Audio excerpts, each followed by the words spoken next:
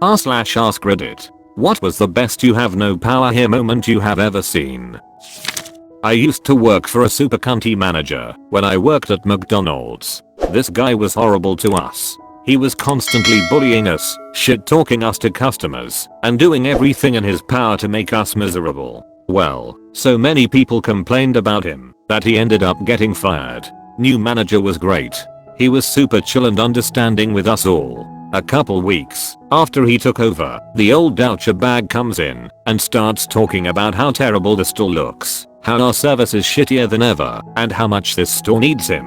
The new manager looked at him and said, if you don't leave, then the cops are gonna make you. When the douchebag didn't move, new awesome manager stuck to his guns and called the cops. The douchebag is no longer allowed on any McDonald's property in the city and has a restraining order against him.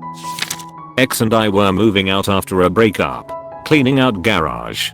She was being critical of my post-breakup plan of moving in with a co-worker until I could find a better place to live, as most options weren't great. I took a deep breath and laughed. This puzzled her. "Why are you laughing?" she asked. I collected myself and said, because this is the last time I have to listen to this. You don't get to be critical of anything I ever do, ever again. It was a really great feeling, because I literally thought of the "you have no power here" as I laughed. The guy that I'd gone on a few dates with introduced me to his parents. Things went well, or so I thought. He drives me home. We end up talking and drinking a few beers. I didn't want him on the road with any alcohol in his system, and I enjoyed his company, so we end up hanging out until 3 AM. His mom starts blowing up his phone, demanding that he comes home, so he drives himself home to find that he's been locked out of his house. His mom said that he can sleep outside. He shouldn't be spending time with someone like me. Still don't know what she meant by that, and that I'm just another stop on the pussy train. He tells her not to talk about me like that, to which she says, "When you're under my roof, I'll say whatever I want about whoever I want." So he picks up his phone, calls me, asks if he can stay at my place for a little while. It's been 7 years, we are engaged, have a dog, a cat, and a happy life. I also plan on throwing some subtle train themes into the wedding/celebration after the end of the plague. I was waiting for a friend to finish work. She worked at a restaurant so fancy they had someone vetting guests at a podium outside. The place was glitzy and the folks were glam, so the great and good would descend in droves. Those with a reservation were sent in. Prospective walk-ins had to queue. A car sweeps up. The driver jumps out and holds the door open to unleash a hat and dress.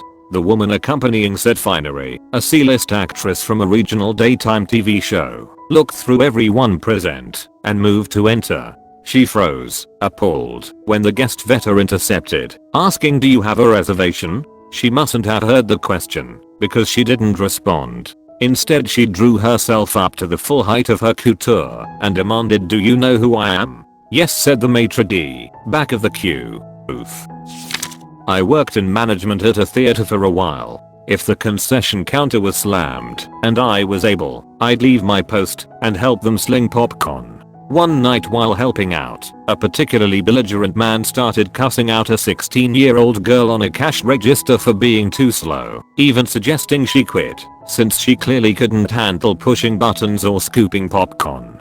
It was pretty disgusting, and I felt so bad for the girl. I stepped in and told the guy that our employees have the right to refuse service to customers who harass them as part of our anti-harassment/discrimination policy, empathized that the lines were longer than usual, and suggested he should apologize and move on.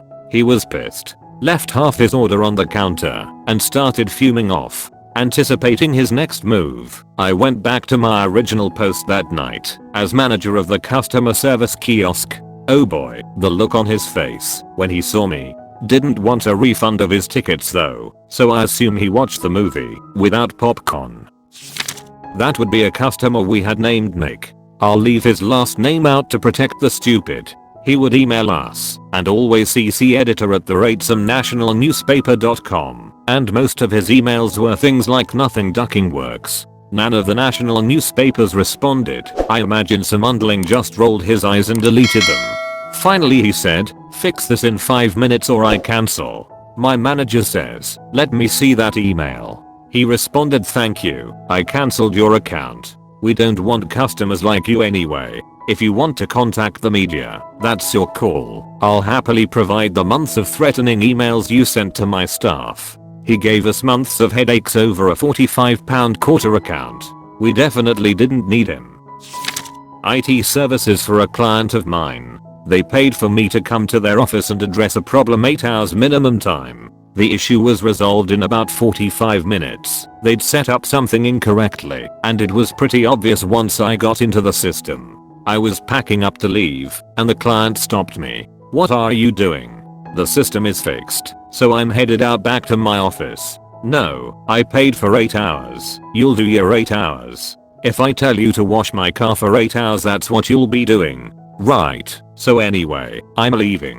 I'll notify the office to send you the invoice, and in all likelihood we'll no longer be working with you and withdrawing your lease on our equipment."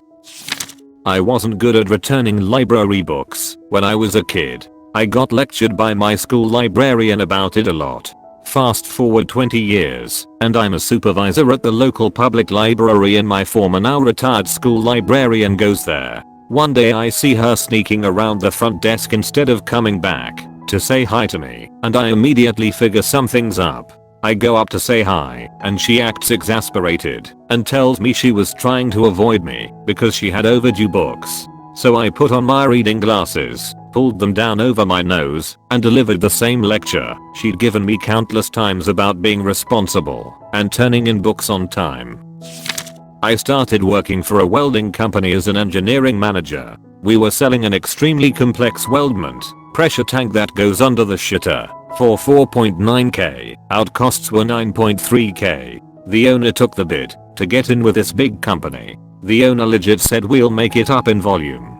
We weren't. Anyway, the buyer for the larger company was a huge bitch and would regularly yell on phone calls. We sent them a letter that we would honor the last 5 tanks on the current PO at the same price. I didn't even want to do that, but after that they were going up to 10k per. She drove down with her boss the next day and demanded an explanation and threatened to pull the business. I replied that we were losing 5k per tank and couldn't do it anymore.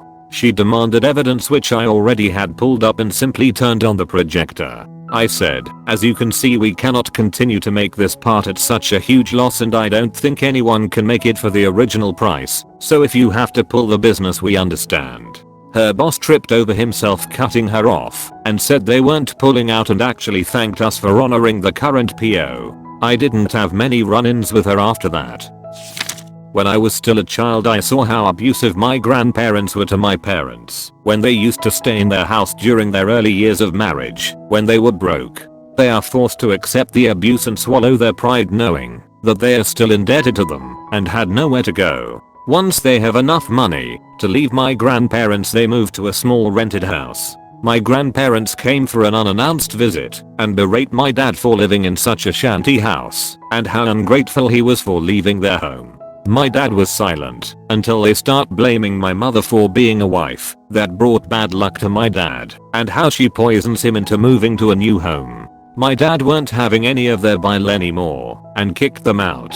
They stopped talking until my grandfather was dying of leukemia. My mom was the one who persuaded my dad to see him before he passed.